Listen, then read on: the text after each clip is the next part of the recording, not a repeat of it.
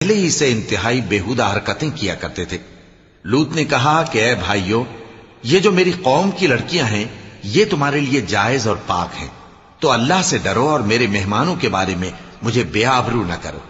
کیا تم میں کوئی بھی شائستہ آدمی نہیں؟ وہ بولے، تم کو معلوم ہے کہ تمہاری ان بیٹیوں کی ہمیں کچھ حاجت نہیں، اور جو ہماری غرض ہے اسے تم خوب جانتے ہو۔ لوط نے کہا، اے کاش مجھ میں تمہارے مقابلے کی طاقت ہوتی، یا میں کسی مضبوط قلعے میں پناہ لے لیتا۔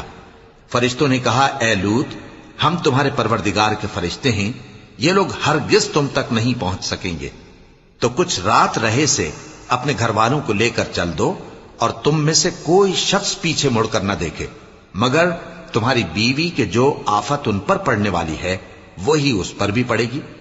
ان کے عذاب کے وعدے کا وقت صبح ہے، اور کیا صبح کچھ دور ہے؟ پھر جب ہمارا حکم آیا، ہم نے اس بستی